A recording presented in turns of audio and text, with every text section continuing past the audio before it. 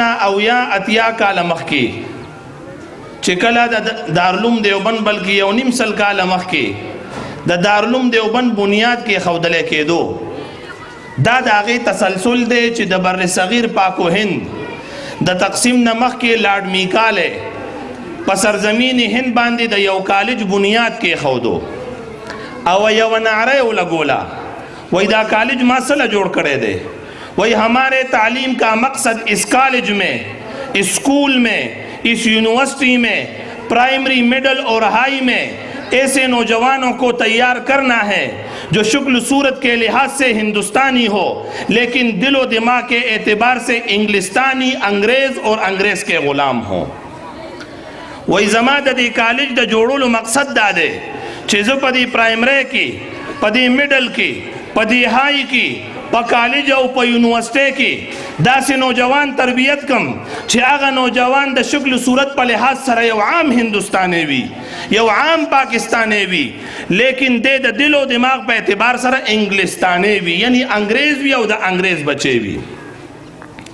د هغې په مقابل کې حجت الاسلام مولانا قاسم نانوتوی صاحب رحمت الله تعالی علیه د دیوبند اکابرین را پاسېده او په هندوستان کې د انار د یوې ونې لاندې یو استاد او یو شاګرد کې ناستو د استاد نوم دی محمود د شاګرد نوم دی محمود ملا محمود استاد دی محمود حسن شاګرد دی د دیوبند بنیاد کې ښودلی کېږي او د لارډ میکالی او د سر سید احمد خان او د هغه د حواریانو د دوستانو د ملګرو د دغې نعرې په جواب کې د هندوستان د سیمې علما قاسم نانوتوي صاحب یو نعره لاګئ مدرسه مې څه له جوړه کا دا مدرسه علوم اسلامیه څه دپاره جوړه ده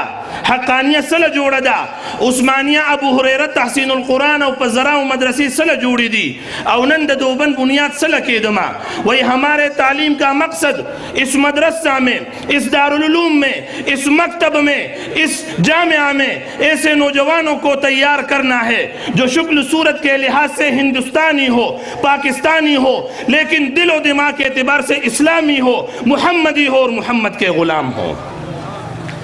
زوی پدی دارالعلوم کی داس یو معشوم بچے نوجوان نسل هغه تربیت کول غواړم چې هغه د دې دارالعلوم نه فارغیږي نو یو داسې نسل تیار شي چې هغه بچی به د شکل صورت په لحاظ سره یو عام پاکستانی وي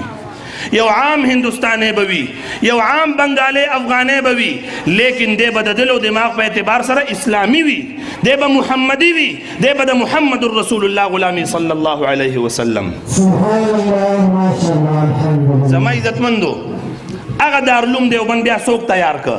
په دارالعلوم دیوبند کې بیا اشرف علی تانوی صاحب تیار شو په دارالعلوم دیوبند کې ستا دا کوړي مولانا عبدالحق تیار شو په دارالعلوم دیوبند کې ستا مولانا یوسف بن نوری تیار شو په دغه دارالعلوم دیوبند کې بیا ستا مولانا الیاس د تبلیغ بانی هغه تیار شو چې دا په دې دارالعلوم کې تربیت شو د شکل و صورت په لحاظ سره مولانا عبدالحق یو عام پاکستانی دی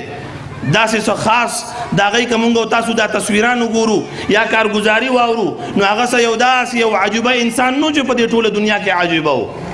لیکن هغه د دل و دماغ په اعتبار سره اسلامي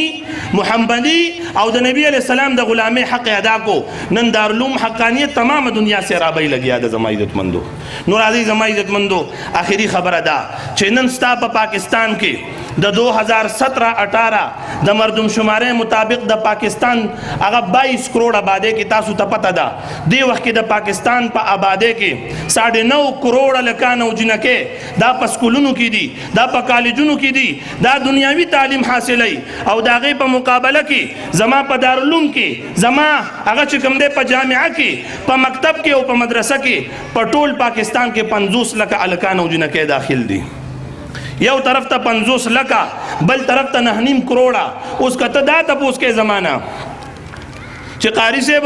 منبر باندې چې مولا کینی د سکول مخالفت ولې کوي نو موږ د سکول مخالفت نه کوو زما عزتمندو سکول لازمي دی سکول ضروری دی زه دا منم چې معاشرې ته هغه د پروفیسر د لیکچرر د ساینسدان د پایلټ د انجینیر او د دغه قسمه ماهرینو ضرورت دی لیکن سوال دا دی چې ملک اسلامی دی باشندگان مسلمانان دي